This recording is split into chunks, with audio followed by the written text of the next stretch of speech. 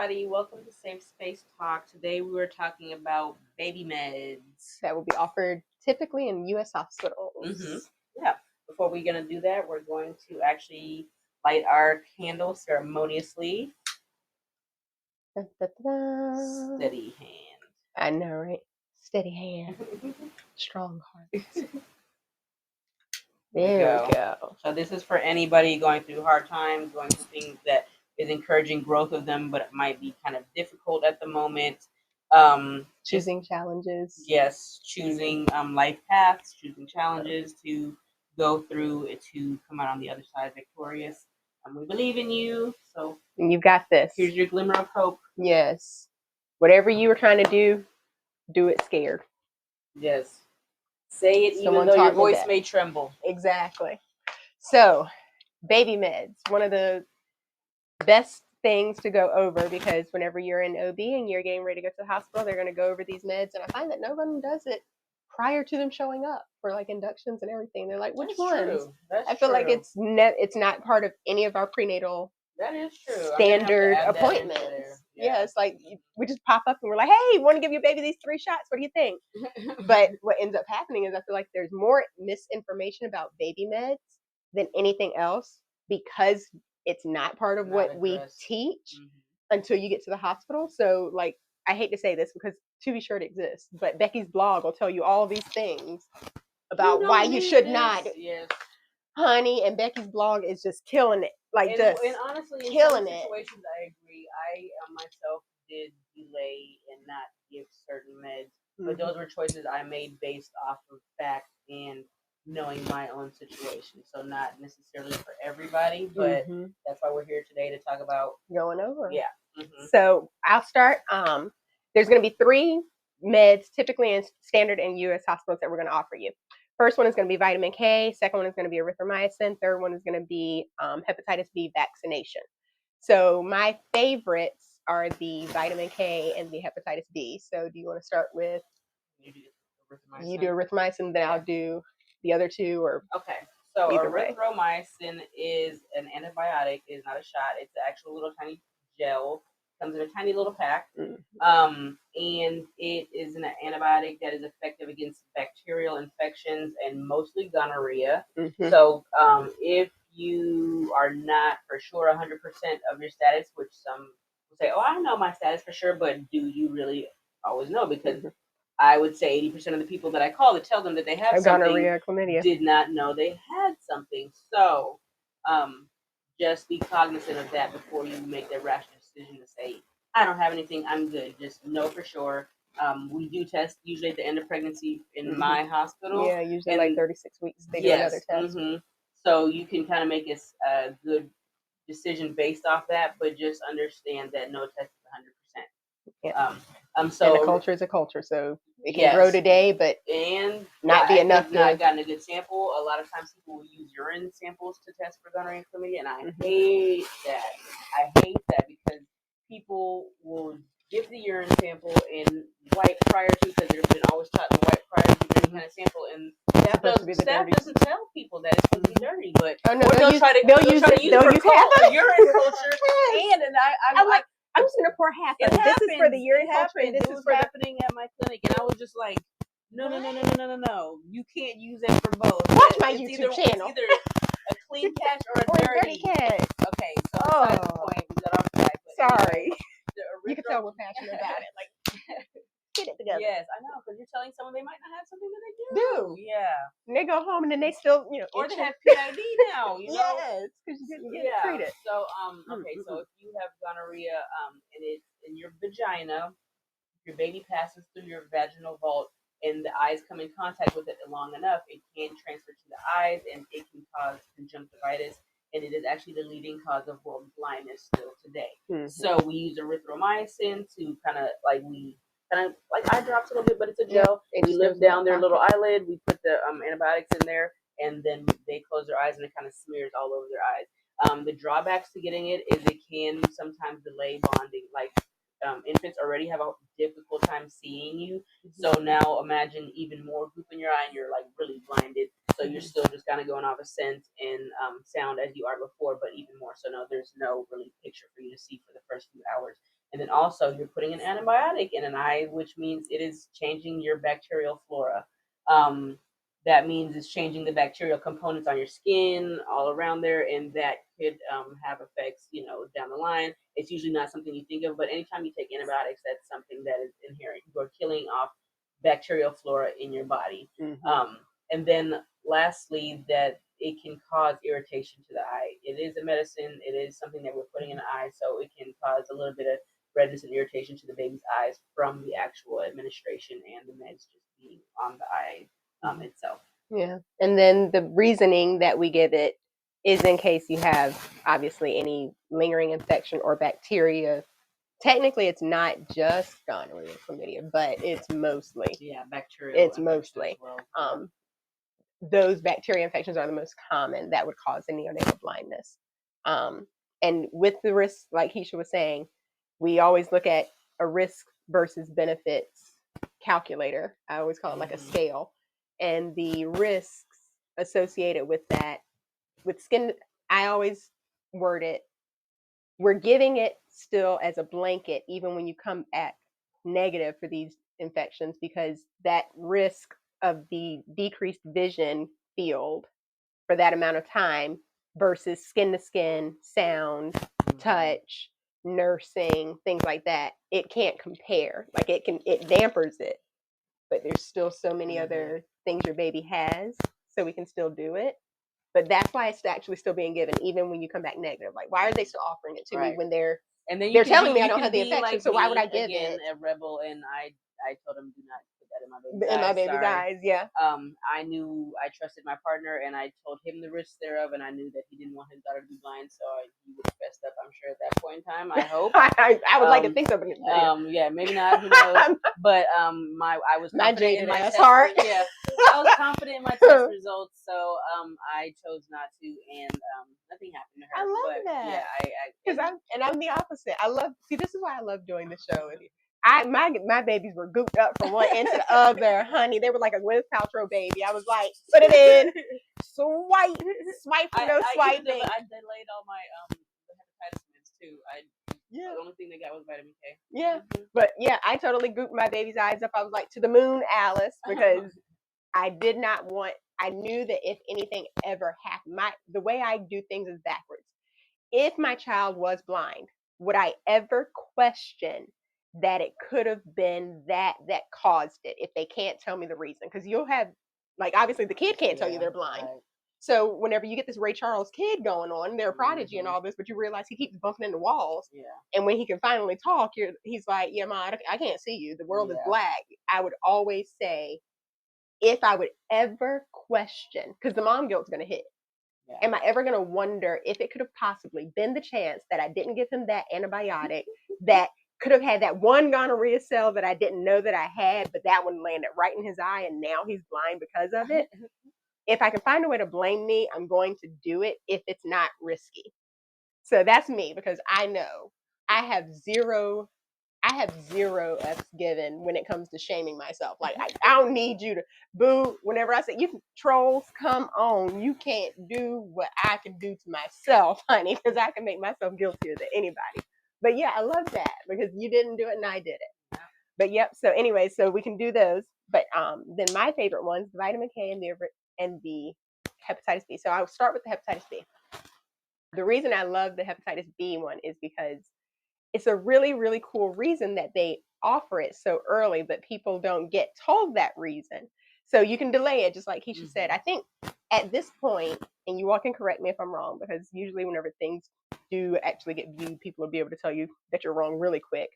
Basically, if your child ever goes to any organized school down the line, essentially someone is going to kick back and say, sorry, bruh. You kind of have to have this. We're not going to accept you. To get into nursing school, though. Yeah, you had to have it, like all of those. If you want to become a nurse, if you want to become this. It's almost been eradicated at this point because of the fact that we have it. We have it, but we've been doing, a lot of vaccinations have been not given so bad that we look like, I'm not being funny. This is not against like an anti-vax or anything like. I told my husband the other day, I said, we look like those brown pictures in the history books with ships pulling up. Like smallpox is coming back. Like all of these things that were eradicated. Yeah. Legit, y'all. Like we have so many diseases that were legit gone. Like leprosy is still here. You know that? Like there are still lepers out there. Like, I can't make this stuff up. So, anyways, we're not even gonna go down that. But anyways, so back to us being on the ships. The reason that I like to go over the hepatitis B vaccine is because eventually they're gonna have to get it, and it's the organized schools and things like that. So you can homeschool and do all of that things, but if your child is going into any type of profession or anything, yep, they're gonna eventually have to have it. Yeah. So And it may be it's a college, series, it may be so yeah, and it's it has like to be 6-month series or so. So the key, the reason why on earth hepatitis B, biggest thing, it's a STI, is most commonly contracted as an STI. You can get it from other things, foods and foreign lands and things like that. But let's get to the main idea. Your kid is not using IV drugs, and your baby is not having sexual intercourse. So why are we offering a vaccination to a kid who's not doing the at-risk activity for the usual cause of that disease?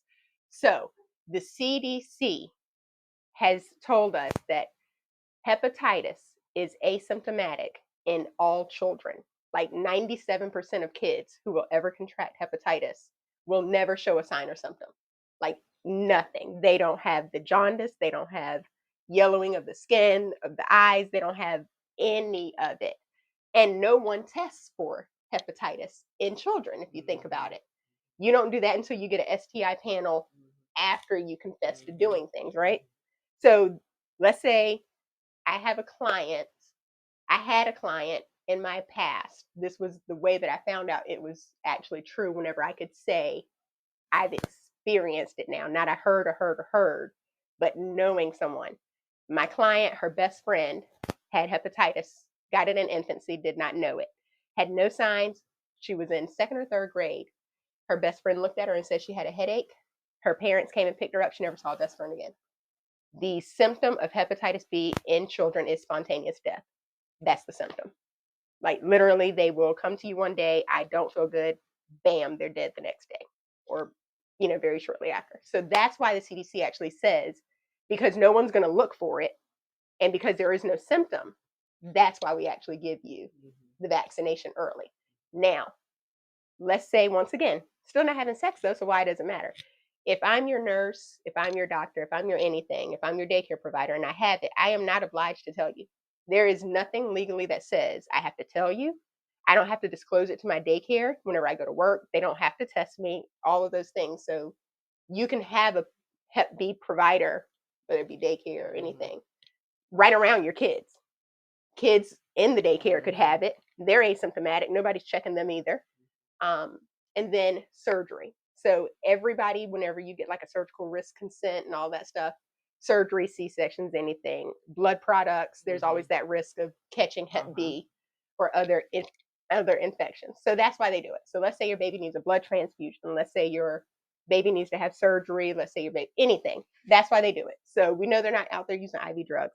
So that's why we actually offer the hepatitis B in infancy, so that by the time, if your child needed surgery, if your child needed this, that, or the other, they're already immune, and we'll never check it. Because I'm not gonna lie, if a person comes into my office and they're like, you mind checking my baby for hepatitis B? I'm like, what are you doing to this child?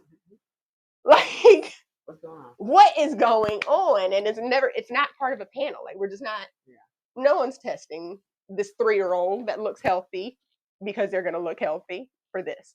So that's why we do it. So that would be a 3-shot series. They do the first one, then it's 2 months and so forth. So that's why we offer that. But eventually, it's coming. It's just a matter of how early do you delay want. it. I delayed mine. You don't 2 have weeks, to do it right then. and it's not very common, I guess, because when I showed up with the 2-week-old, the vaccine people were like, "What?" And I was like, "Yeah, he never got his first one." So then, of course, they understood it. And they like, okay, and they're like, delayed schedule. And you can actually talk to your pediatrician about a delayed schedule, so that you're not having to give your babies as many vaccines at one right time. away. Exactly. And I love that because I did mine, but it's one of those things where it's not as if it's one of those things where, like I said, we're delaying the inevitable, but delaying the inevitable gives your baby time to build up things. I was always the person who was like down on their luck. Like I'm telling you, like I would have the kid that needed surgery 3 days after birth. Like They'll find some kind of a congenital heart defect. The baby will need blood. The baby will need, and I never got that first doggone inject is not it. Like, stop. But that would be me if the child did end up developing it. Yeah. How can I blame this on me? That's how I would blame it. But that's it. So that's the biggest thing, and you don't have to do it. Third one, vitamin K. This one, wow, I am surprised at how many people are not doing vitamin K based on what it is. But isn't it like state mandatory or something? No? Yeah, so mandatory is a loose suggestion because you can refuse anything. Now, for instance, it technically is supposed to be like we're supposed to really push it, but you can still sign a refusal and say still nope, absolutely. Now, here's the other thing I'll say. I did not delay this. Yes, guys, I did this right away. Now, here's the other thing about it. I'm going to be talking about the injection, and I want to be clear about that because the hepatitis B is obviously an injection. It's a vaccination. Regular immunization. Drops, they have not been proven. They are not proven to be effective. Becky's blog, y'all. I know they're going to be so mad at me. They're going to swear that this is just no. It's not. I'm sorry. Evidence-based. The drops have not even been out long enough to establish what we call EBP, evidence-based practice. So we'll start there. First off, the drops have been around long enough for people to be convinced that it is helpful, but not long enough to have been rigorously studied enough to be a part of evidence-based practice to show that it's actually effective enough to make them make their own clotting factors. Now, here's what's funny. Vitamin K is created in the gut. So they have to, and the way you make vitamin K is it's a byproduct of dirty things, bacteria, in your gut working together to create it. Now, breast milk is sterile. Donor breast milk, sterile. Formula, sterile. So why do we offer you vitamin K that's going to make your baby clot? Your baby doesn't have the clotting factors because if they had them beforehand, they would clot off their placenta. So since they don't want that to happen, obviously, they don't make them. You eat food, it's dirty. You make vitamin K in your gut. That's how we keep vitamin K going the rest of our lives. Well, this baby that's born has a sterile gut, and they're only fed sterile foods. So your baby, through process of nipples just not ever being able to be sterile, like your skin on your nipples, they're going to be dirty, even though the breast milk isn't. That's why it takes them like 6 to 7 months, I think, for them to make their enough vitamin K to be effective for their own clotting factors if you were to never give it. So it's like a 6 to 7 month window where your baby is like, don't need surgery. Can't do the surgeries. You can't do circumcisions, things like that because it's risky. And then the intracranial pressure. Yeah, so even just intracranial pressure from birth. You can have bleeds in the brain from that. Especially forceps, vacuums, C-sections even. They can have because there's always a small risk of small risk of injury to baby and surrounding organs during a C-section, things like that. So to make that blood clot immediately, they need that vitamin K injection right then. Hence why the drops are not doing it, because once again, you're giving them drops, but if the drops are legit, they're sterile. That would be the whole idea of it. So you're putting more sterile food in, and it needs to be dirty for the kid to actually develop the biome to make the biome to actually create vitamin K. So it has to come from that long line of the nipples not being perfectly clean, the things not being perfectly clean to make that gut barrier. So anyway, so that's why we offer vitamin K. So if your child is going to be circumcised, if your child needs any surgeries, things like that, and then honestly, human proof. Because there's even little girls that will come back with bleeds or like massive hematomas under bony prominences just from living, being alive, being born, or you're dropping your kid or anything like that. I hate to say, not like but sometimes people co-sleep, and sometimes those babies oh, there they are. You just have to kind of scoop them up. Maybe that's happened to me. Maybe it's not. You feel a little bad for the baby, but anyways, you got to keep on moving. So that's the scoop on those. So the vitamin K, why do we give it? Because we want your baby to clot that is healthy. We want them, if they have a bleed, for them to be able to stop it.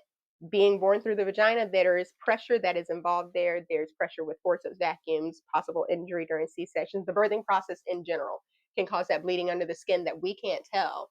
And by the time we can, it's too late at that point. So that's why they'll actually, most of the time, if you refuse vitamin K, they'll actually have the pediatrician on staff come in and talk to you about it, go over it with you and say, are you 100% sure you want to do this? The drops, I'm so sorry to any that it offends. And especially to the people who are making it, who have like the best of intentions. Yeah, sorry, the injection is the rationale is the speed of action of the injection. If I wanted it to be drops that I'm giving over multiple weeks, I'm still doing the same thing, giving the baby sterile food, waiting for, even though you're giving them the vitamin K, you're still waiting for that biome to pick up. And then, which birth in itself, like I said, can cause that bleeding under the brain.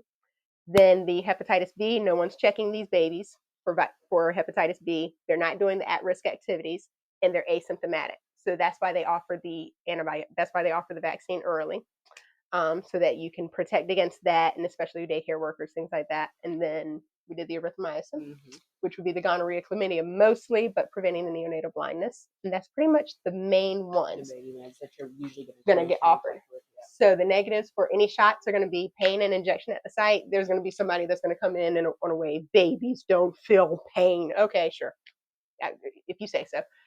I don't know. If I give my baby a shot, my baby cries. So there's a whole school of thought that says babies, they don't have the neurological determination factors to be able to determine that this is actually painful stimuli to them. So they are just giving you their communication. Sure. Okay. Pain at the injection site. Yeah. Pain at the injection site. Redness.